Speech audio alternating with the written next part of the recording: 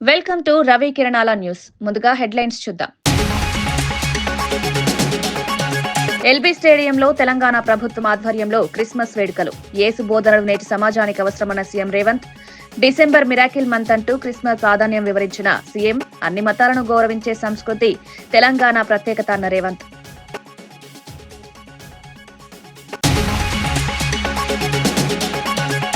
TRS ప్రస్తావనతో KCR వ్యాఖ్యలు. పాలమూరు ప్రాజెక్టులకు రాష్ట్ర కేంద్రాలు ద్రోహం చేస్తున్నాయన్న కేసీఆర్. పాత మహబూబ్ నగర్ అత్యంత వివక్షకు గురైందన్న కేసీఆర్ వ్యాఖ్యలు. తెలంగాణ ప్రయోజనాల కోసం పోరాటం కొనసాగుతుందన్న కేసీఆర్ స్పష్టం. పాలమూరు ప్రజల హక్కుల కోసం నిరంతర పోరాటం అన్న కేసీఆర్. అలంపూర్ ఆసుపత్రి పరిశీలనపై కవిత విమర్శలు. అలంపూర్ 100 పడకల ఆసుపత్రిలో తీవ్ర మౌలిక వసతుల కొరత, డాక్టర్లు, పరికరాలు లేవంటూ ప్రభుత్వంపై కవిత ఘాటు విమర్శలు. గ్రామీణ ప్రజల ఆరోగ్యంతో ప్రభుత్వం ఆటలాడుతోందన్న కవిత. వెంటనే వసతులు కల్పించకపోతే ఉద్యమాలంటూ కవిత హెచ్చరిక.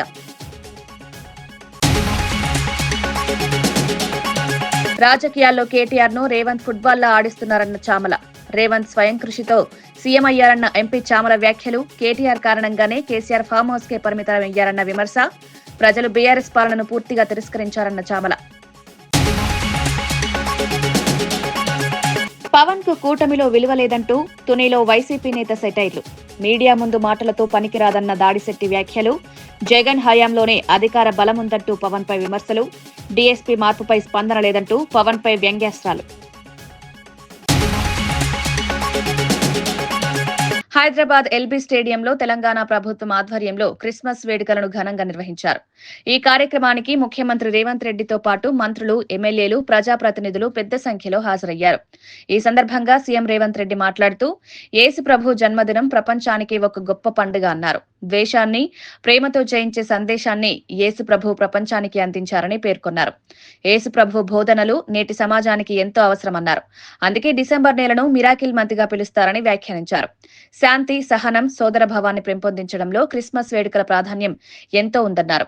అన్ని మతాలను గౌరవించే సంస్కృతి తెలంగాణకు ప్రత్యేకత అని సీఎం తెలిపారు. ప్రజలందరూ ఐక్యతతో కలిసి ముందుకు సాగాలని పిలుపునిచ్చారు. జన్మ ఈ లోకానికి శాంతిని, ఈ లోకానికి ప్రేమను అందించింది. దారి తప్పిన బాధితులకు సన్మార్గాన్ని సూచించి ద్వేషించే వాళ్ళను కూడా ప్రేమించేంత గొప్ప మనసును ప్రభువు మనకు అందించడమే కాకుండా నిత్యం వారి స్ఫూర్తి మనకు కలిగించి ఈ ప్రపంచమే ఒక శాంతి సందేశాన్ని అందించడానికి యేసు ప్రభువు కారకులైంది.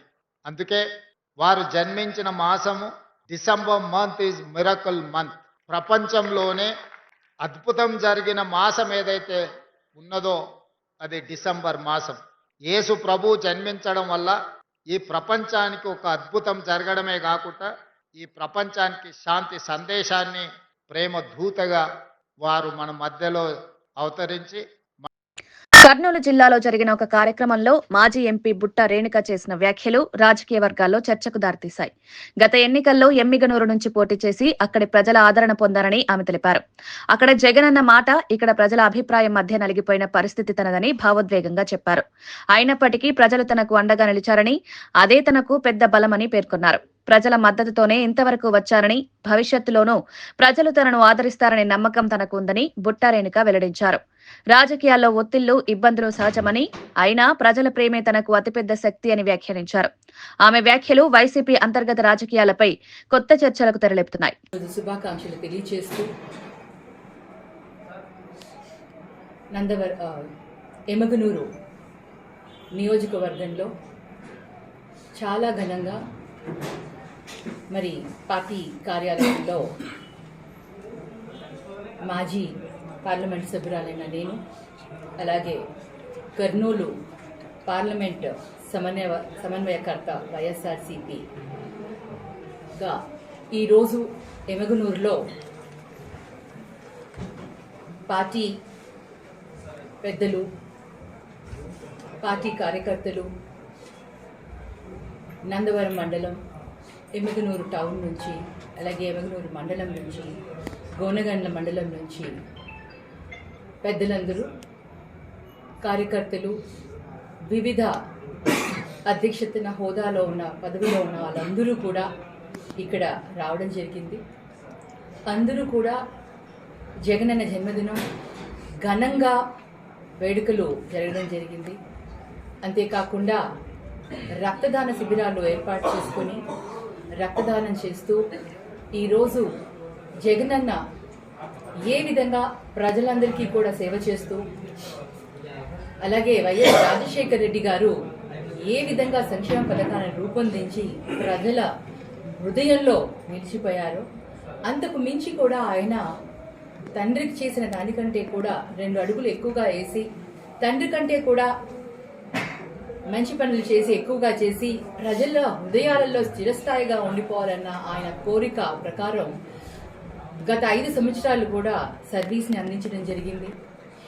జగనన్న ఏదైతే మాట్లాడతారో, ఏదైతే చెబుతారో, ఈ నవరత్నాలని ఏ విధంగా తీసుకుని వచ్చారో 90% సంక్షేమ పథకాలను ప్రజలకు అందించి, ఎటువంటి సంక్షోభం వచ్చినా కూడా, కరోనా లాంటి సంక్షోభ సమయంలో కూడా ప్రజలకు అండగా ఉండి ప్రజలకు సేవ చేసుకున్న వ్యక్తి ఆయన.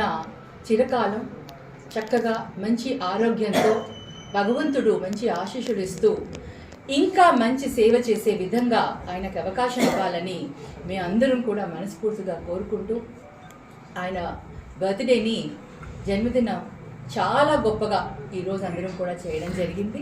మా ఈ కార్యక్రమానికి ప్రతి ఒక్కరు కూడా ఎంతో కష్టపడి, ఎంతో సంతోషంతో, కష్టం కంటే ఎక్కువగా నేను వాడాల్సిన పదం సంతోషంతో, ఎందుకంటే ఒక నాయకుడు, అంత మంచి నాయకుడు, ప్రజల గురించి, కార్యకర్తల గురించి ఎప్పుడూ తప్పించే ఒక వ్యక్తి మా నాయకుడిగా ఉండడం అది మా అదృష్టంగా భావిస్తున్నాము. అటువంటి నాయకుడి జన్మదినం చేసుకోవడానికి ప్రతి ఒక్కరూ కూడా ముందుకు వచ్చి ఎంతో చక్కగా ఈరోజు ఈ వేడుకల్ని జరిపినందుకు వాళ్ళందరికీ కూడా కృతజ్ఞతలు తెలియజేస్తున్నాను. అలాగే మీడియా తరఫున, మీడియా ద్వారా జగనన్నకి పుట్టినరోజు శుభాకాంక్షలు కూడా తెలియజేస్తున్నాను. బీఆర్ఎస్ కార్యనిర్వాహక అధ్యక్షుడు కేటీఆర్ వ్యాఖ్యలకు ఎంపీ చామల కిరణ్ కుమార్ రెడ్డి తీవ్ర స్థాయిలో కౌంటర్ ఇచ్చారు. కేటీఆర్ సీఎం రేవంత్ రెడ్డితో ఫుట్బాల్ ఆడాలనుకుంటున్నారని ఎద్దేవా చేశారు. ఇప్పటికే రాజకీయాల్లో రేవంత్ రెడ్డి కేటీఆర్ ను ఫుట్బాల్లో ఆడుకుంటున్నారని విమర్శించారు. రేవంత్ రెడ్డికి రాజకీయాల్లో గాడ్ ఫాదర్ లేరని, స్వయం కృషితో జడ్పీటీసీగా గెలిచి సీఎం స్థాయికి ఎదిగారని తెలిపారు. కేటీఆర్ మాత్రం అమెరికా నుంచి పారాచూట్లో వచ్చి రాజకీయాల్లోకి ప్రవేశించారని వ్యాఖ్యానించారు. కేటీఆర్ కారణంగానే కేసీఆర్ ఫామ్ హౌస్ కే పరిమితమయ్యారని, బీఆర్ఎస్ అసెంబ్లీ, పార్లమెంట్ ఎన్నికల్లో ఘోరంగా ఓడిపోయిందన్నారు. రాజకీయాలు ఆడాల్సిన వ్యక్తి ఫుట్బాల్ గురించి మాట్లాడడం విడ్డూరమని చామల కిరణ్ కుమార్ రెడ్డి మండిపడ్డారు. ప్రజలు బీఆర్ఎస్ పాలనను పూర్తిగా తిరస్కరించారని స్పష్టం చేశారు. పార్టీ సింబల్ లేకుండా, ఏ ఫ్యామిలీ మెంబర్ రాజకీయాలలో ఆయనకు ఆశీర్వాదం లేకుండా, వాళ్ళ కుటుంబంలో ఏ గాడ్ ఫాదర్ లేకుండా రాజకీయాలకు ఎంటర్ అయ్యి అతి స్వల్ప సమయంలో రాష్ట్రానికి ముఖ్యమంత్రి అయిండు. నీ మాదిరిగా డైరెక్ట్ పారాషూట్ లో అమెరికా నుంచి డైరెక్ట్ సిరిసిల్లకు రాలే. ఎందుకంటే డాడీ పిలిచిండని వచ్చి ఇక్కడ ఉన్నటువంటి నాయకులను కాదని అక్కడ 100 ఓట్లతోటి గెలిచి నువ్వు నాయకుని ఎదిగి ఇప్పుడు రేవంత్ రెడ్డి గారితో ఫుట్బాల్ ఆడతా, రేవంత్ రెడ్డి నా ముందు నథింగ్, నేను వర్కింగ్ ప్రెసిడెంట్ గా శిఖరాన్ని చేరుకున్నా, నీ గురించి నువ్వు చెప్పుకోవడం ఏంది? నీకు వర్కింగ్ ప్రెసిడెంట్ ఇచ్చిన తర్వాతనే నీది ఒక ఐరన్ లెగ్ అని నీ ఇంట్లోనే నీ సొంత బావ, నీ సొంత చెల్లె, నీకున్న సొంత నీ కజిన్లు అందరూ మాట్లాడుకుంటారు, బయట కార్యకర్తలు మాట్లాడుకుంటారు. నీ పుణ్యాననే ఈ రోజు కేసీఆర్ గారు ఫామ్ హౌస్ పాలైపోయిండు, రాష్ట్ర రాజకీయాలలో క్రియాశీలకంగా లేకుండా పోయిండు. నీ పుణ్యాననే 23 ఎన్నికలలో ఓడిపోయారు, నీ పుణ్యాననే పార్లమెంట్ లో గుండు సున్నా వచ్చింది, నీ పుణ్యాననే కంటోన్మెంట్ ఓడిపోయింది, నీ పుణ్యాననే ఇవాళ జూబ్లీల్స్ కూడా ఓడిపోయింది. ఇంకేం ఆడుకుంటావు నువ్వు ఆడాల్సింది రాజకీయమే సరిగ్గా ఆడతలేవు, నువ్వు ఫుట్బాల్ ఆడేది ఏంది? నేను ఒక్కటే చెప్తున్నా కేటీఆర్ గారు, రేవంత్ రెడ్డి గారు ఏదైతే సమిట్, తెలంగాణ రైజింగ్ సమిట్ దిశగా ముందుకు పోతున్న సమయంలో మీకు ఫ్రస్ట్రేషన్ పెరిగి కాకినాడ జిల్లా తునిలో జరిగిన మాజీ సీఎం వైఎస్ జగన్మోహన్ రెడ్డి పుట్టినరోజు వేడుకల్లో డిప్యూటీ సీఎం పవన్ కళ్యాణ్ పై వైసీపీ నేత దాడిశెట్టి తీవ్ర సెటైర్లు వేశారు. తాను జిల్లా మంత్రిగా ఉన్నప్పుడు ఎస్పీని మార్చాలని కోరగానే సీఎం జగన్ వెంటనే చర్యలు తీసుకున్నారని గుర్తు చేశారు. కానీ ప్రస్తుతం డిప్యూటీ సీఎంగా ఉన్న పవన్ కళ్యాణ్ డీఎస్పీ మార్పు కోసం మీడియా వేదికగా కోరినా స్పందన లేదని విమర్శించారు. కూటమి ప్రభుత్వంలో పవన్ కు సరైన విలువ లేకుండా చేస్తున్నారని ఆరోపించారు. మైకుల ముందు డామ్ డూమ్ అని మాట్లాడడం వల్ల ఉపయోగం ఉండదని, అధికారాల్లో బలం ఉంటేనే నిర్ణయాలు అమలవుతాయని వ్యాఖ్యానించారు. జగన్ నాయకత్వంలో నేతలకు బలమిచ్చే విధానం ఉందనడానికి ఇదే ఉదాహరణ అని దాడిశెట్టి వ్యాఖ్యలు చేశారు. మరి ఉదయం మొదలు పెట్టిన తర్వాత సేవా కార్యక్రమాలు అయితేనే, బ్లడ్ బ్యాంక్ అయితేనే అన్ని కొనసాగుతూనే ఉన్నాయి.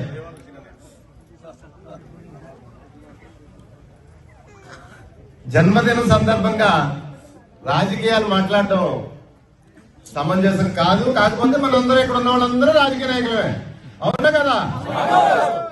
రాజకీయాన్ని మన నుంచి ఎవరూ వేరు చేయలేరు. ఖచ్చితంగా మనం మాట్లాడితే రాజకీయం అవుతుంది. చిన్న ఉదాహరణ చెప్తాను నేను. జగన్ గారి నిబద్ధత, మన పట్ల, తన మనుషుల పట్ల జగన్ గారికి ఉన్న ఇష్టం గురించి చెప్తాను. మరి గతంలో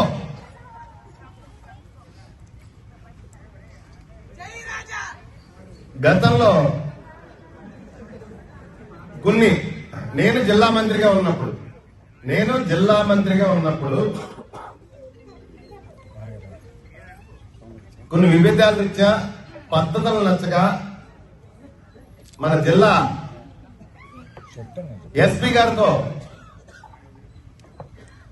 ఇబ్బంది వచ్చి నేను జగన్ గారి దగ్గరికి వెళ్ళి ఒక మాట చెప్పడం జరిగింది. అన్నా, నాకు ఇబ్బందిగా ఉంది, ఆయన మార్చండి అని చెప్పేసి నిమిషాల ప్రకారం ఎస్పీని మార్చేసే పరిస్థితి. మరి నేను జిల్లా మంత్రి ఆ రోజు. మరి ఈరోజు పత్రికల ముందే మన జిల్లా మంత్రి గారు ఉన్నారు, పత్రికల ముందు వచ్చి మరి ఒక డిఎస్పీ, ఎస్పీ కాదు, చిన్న పోస్ట్, ఒక డిఎస్పీని మార్చమని అడిగితే టీఆర్ఎస్ అని ప్రస్తావిస్తూ మాజీ సీఎం కేసీఆర్ చేసిన వ్యాఖ్యలు రాజకీయంగా ఆసక్తికరంగా మారాయి.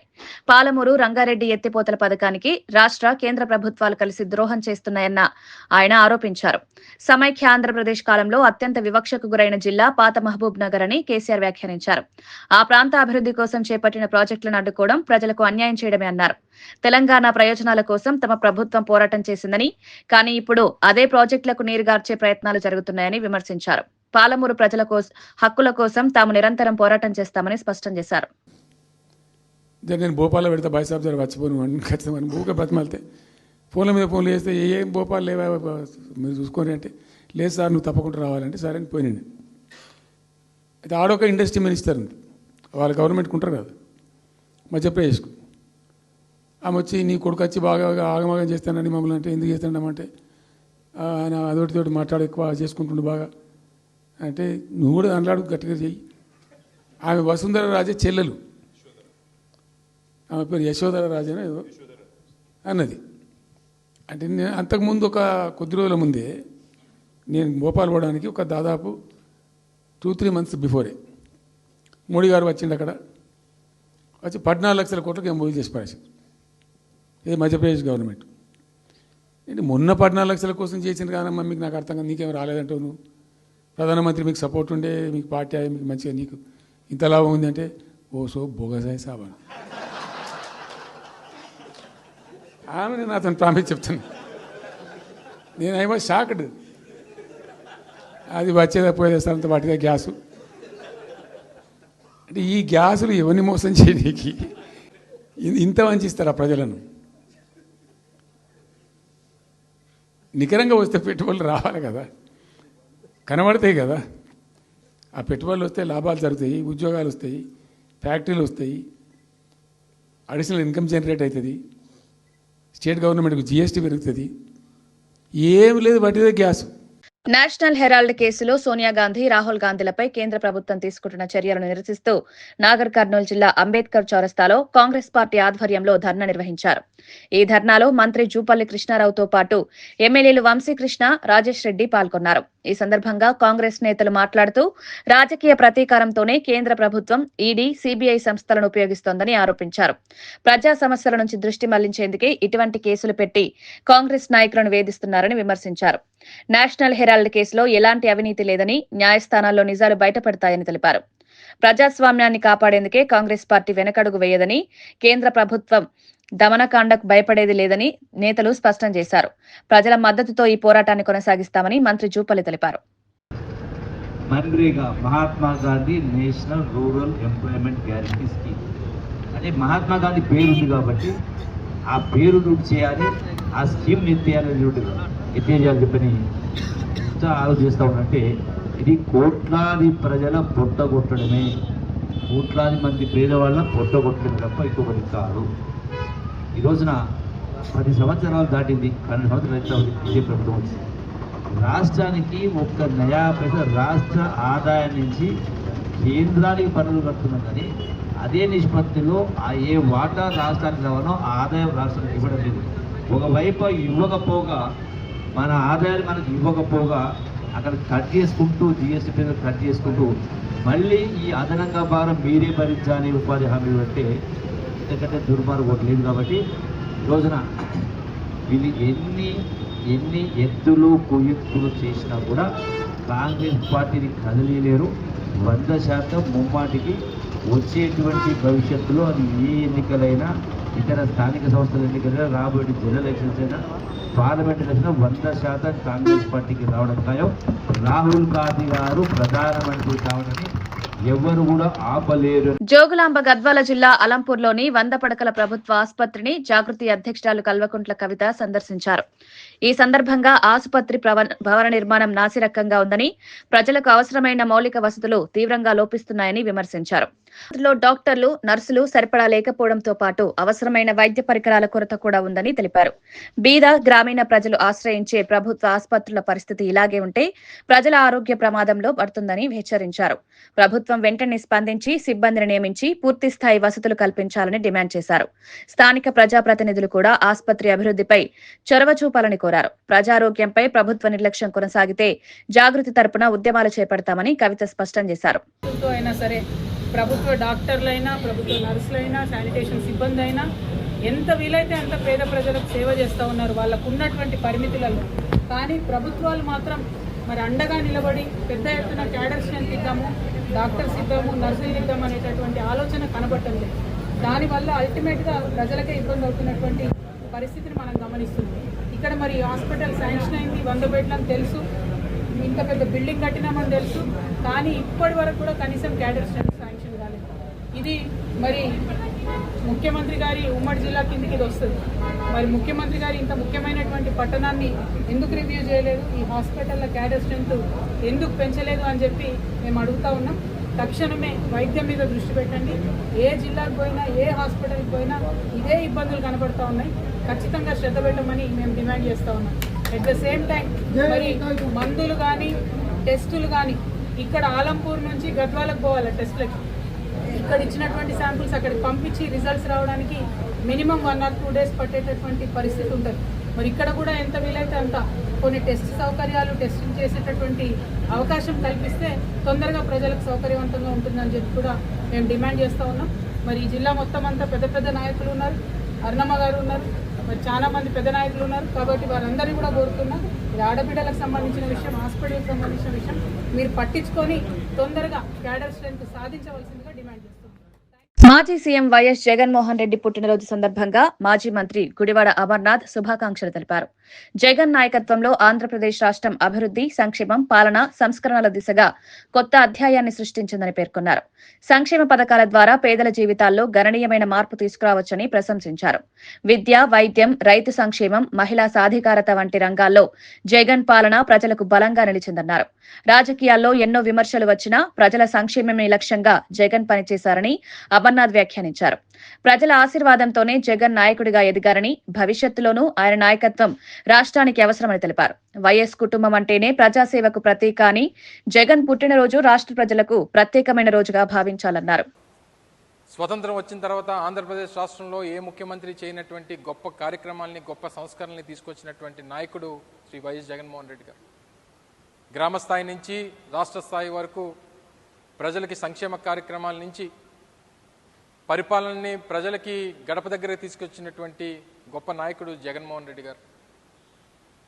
కేవలం ఆయన 5 సంవత్సరాల కాలంలో రాష్ట్రంలో అనేక సంస్కరణలతో పాటు రాష్ట్రంకు ఉన్నటువంటి అనేక సహజసిద్ధమైనటువంటి వనరులన్నింటినీ కూడా ఉపయోగించుకొని రాష్ట్రంలో 4 పోర్టులు నిర్మాణం చేయాలి, ఒక ఎయిర్పోర్ట్ నిర్మాణం చేయాలి, 10 ఫిషింగ్ హార్బర్లు కట్టాలి, 6 ఫిష్ ల్యాండింగ్ సెంటర్స్ నిర్మాణం చేయాలి, 3 ఇండస్ట్రియల్ కారిడార్లు క్రియేట్ చేయాలి, వాటితో పాటు 1000 ఎకరాల ప్రభుత్వ భూముల్ని పరిశ్రమలకి ఉపయోగించుకోవాలని చెప్పి ఆలోచన చేసినటువంటి గొప్ప నాయకుడు జగన్మోహన్ రెడ్డి గారు. దాంతోపాటు పిల్లలకి మెరుగైనటువంటి విద్యను అందించాలి, పేదవాడికి మెరుగైనటువంటి వైద్యాన్ని అందించాలని చెప్పి గొప్ప సంస్కరణలు తీసుకొచ్చినటువంటి నాయకుడు జగనన్న. 46,000 పాఠశాలని రాష్ట్రంలో నాడు నేడు కింద బాగు చేసేటువంటి కార్యక్రమం కానీ, ఉపాధి హామీ పథకం పేరును మార్చే ప్రయత్నంపై సోనియా గాంధీ కేంద్ర ప్రభుత్వ తీవ్రంగా విమర్శించారు. ఈ పథకం ద్వారా కోట్లాది పేదలకు ఉపాధి లభించిందని, గ్రామీణ ఆర్థిక వ్యవస్థకు ఇది వెన్నెముకగా నిలిచిందని ఆమె తెలిపారు. పథకం పేరు మార్చడం ద్వారా దాని నీరుగార్చే ప్రయత్నం జరుగుతోందని ఆరోపించారు. కేంద్ర ప్రభుత్వం పేదల ప్రయోజనాలను పట్టించుకోకుండా బుల్డోజర్ నిర్ణయాలు తీసుకుంటోందని సోనియా గాంధీ మండిపడ్డారు. మహాత్మా గాంధీ పేరు ఈ పథకానికి ప్రాణం లాంటిదని, ఆ పేరును తొలగించడం ప్రజల మనోభావాలను దెబ్బతీయడమేనన్నారు. రాష్ట్రాలకు సరైన నిధులు ఇవ్వకుండా పథకాన్ని నిర్వీర్యం చేసే కుట్ర జరుగుతోందని విమర్శించారు. కాంగ్రెస్ పార్టీ పేదల హక్కుల కోసం ఈ అంశంపై పోరాటం కొనసాగుతుందని సోనియా గాంధీ స్పష్టం చేశారు. ग्रामीण परिवारों को मिला, खासतौर पर वंचित, शोषित, गरीब और अति गरीब वर्ग के लोगों की रोजी रोटी का जरिया बना।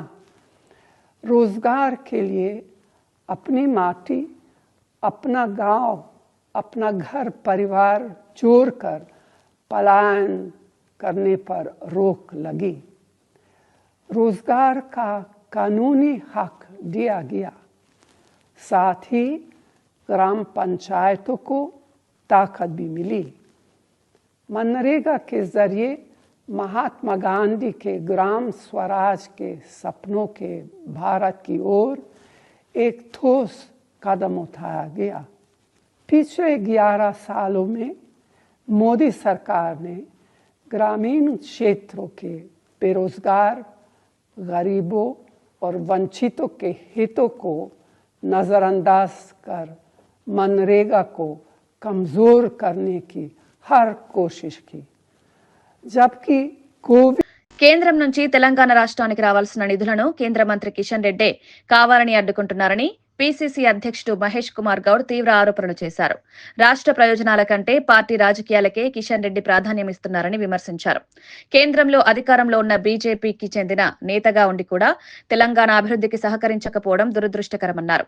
అభివృద్ధి పథకాలకు సంబంధించిన నిధులు విడుదల చేయకుండా రాష్ట్రంపై వివక్ష చూపుతున్నారని ఆరోపించారు.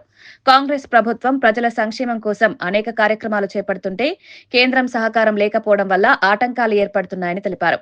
తెలంగాణ ప్రజల హక్కుల కోసం కాంగ్రెస్ పార్టీ నిరంతరం పోరాటం చేస్తుందని, కేంద్రం తీరుపై ప్రజలను చైతన్యపరుస్తామని మహేష్ కుమార్ గౌడ్ స్పష్టం చేశారు. రాష్ట్ర ప్రయోజనాలకు విరుద్ధంగా వ్యవహరించే బీజేపీ నేతలకు ప్రజలు తగిన బుద్ధి చెప్తారని అన్నారు.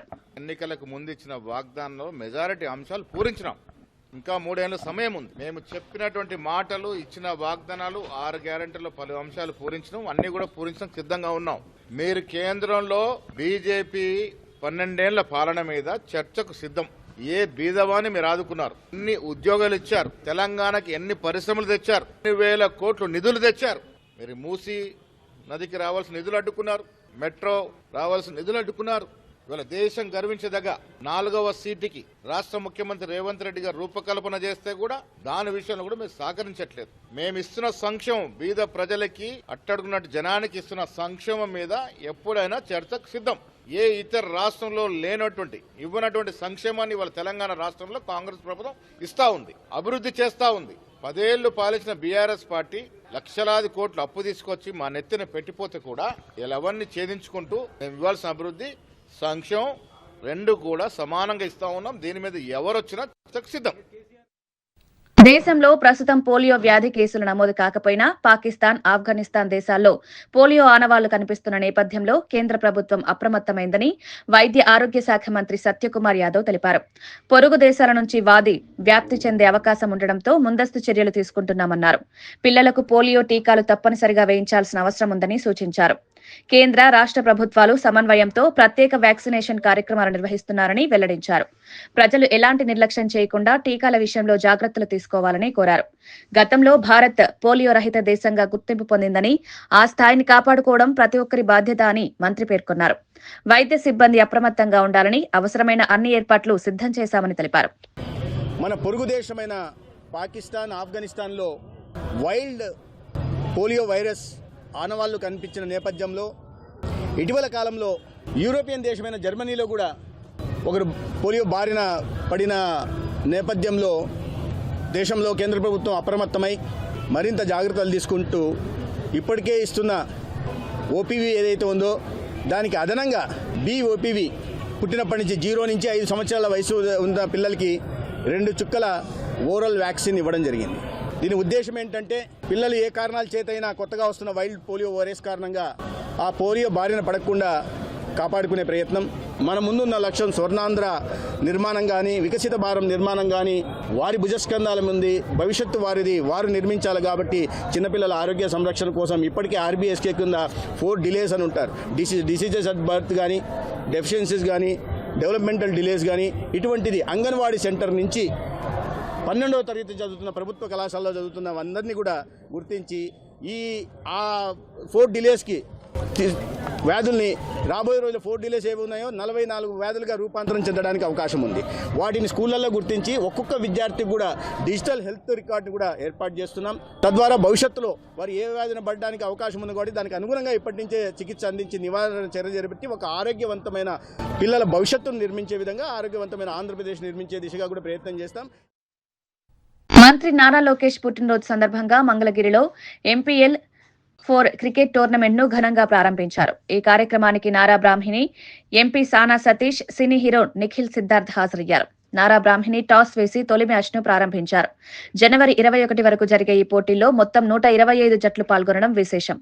యువతను క్రీడల వైపు ప్రోత్సహించడమే లక్ష్యంగా ఈ టోర్నమెంట్ నిర్వహిస్తున్నట్లు నిర్వాహకులు తెలిపారు. ప్రారంభ కార్యక్రమంలో బ్రాహ్మణి, నటుడు నిఖిల్ సరదాగా క్రికెట్ ఆడి ప్రేక్షకులను ఆకట్టుకున్నారు. మంగళగిరి నియోజకవర్గంలో జరుగుతున్న అభివృద్ధి పనులపై ఏర్పాటు చేసిన ఫోటో ఎగ్జిబిషన్ ను వారు పరిశీలించారు. ఈ టోర్నమెంట్ యువతలో క్రీడా స్ఫూర్తిని పెంపొందిస్తుందని నాయకులు అభిప్రాయపడ్డారు.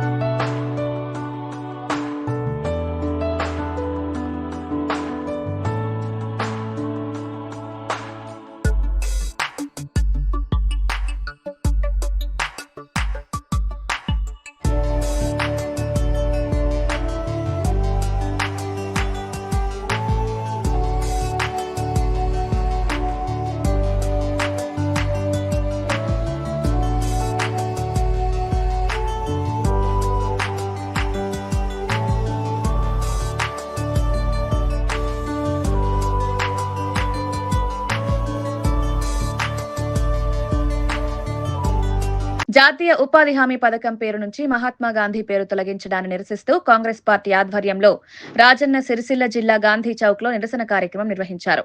ఈ కార్యక్రమంలో ప్రభుత్వ విప్ ఆది శ్రీనివాస్ పాల్గొని కేంద్ర ప్రభుత్వంపై తీవ్ర విమర్శలు చేశారు.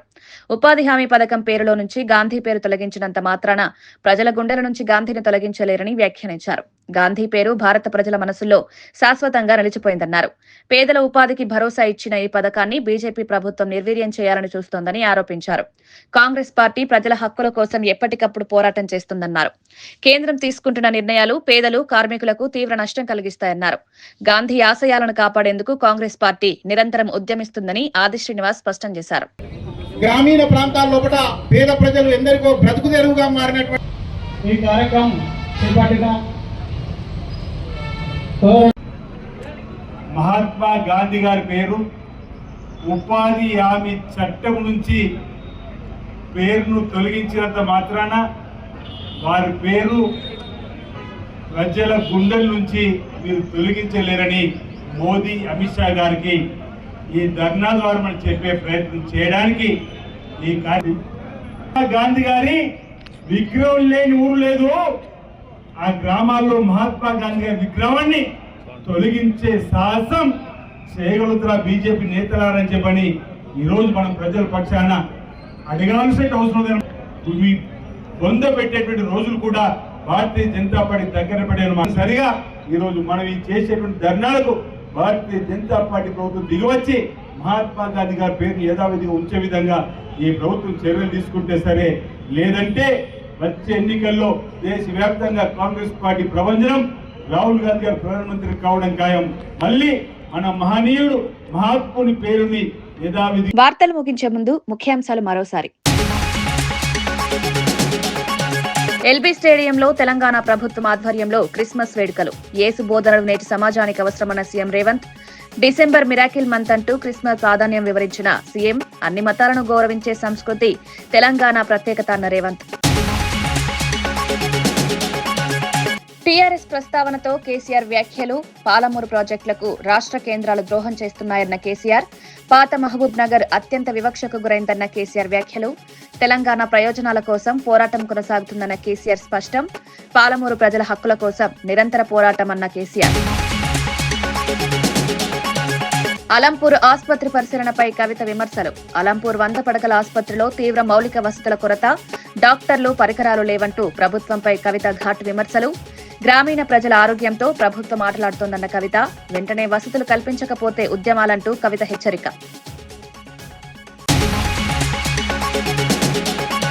రాజకీయాల్లో కేటీఆర్ ను రేవంత్ ఫుట్బాల్లా ఆడిస్తున్నారన్న చామల. రేవంత్ స్వయం కృషితో సీఎం అయ్యారన్న ఎంపీ చామల వ్యాఖ్యలు. కేటీఆర్ కారణంగానే కేసీఆర్ ఫామ్ హౌస్ కే పరిమితమయ్యారన్న విమర్శ. ప్రజలు బీఆర్ఎస్ పాలనను పూర్తిగా తిరస్కరించారన్న చామల. పవన్ కు కూటమిలో విలువ లేదంటూ తునిలో వైసీపీ నేత సెటైర్లు. మీడియా ముందు మాటలతో పనికిరాదన్న దాడిశెట్టి వ్యాఖ్యలు. జగన్ హయాంలోనే అధికార బలముందంటూ పవన్ పై విమర్శలు. డీఎస్పీ మార్పుపై స్పందన లేదంటూ పవన్ పై వ్యంగ్యాస్త్రాలు. ఇవి ఈనాటి వార్తా విశేషాలు. మరో బులెటిన్లో మళ్ళీ కలుద్దాం. నమస్కారం.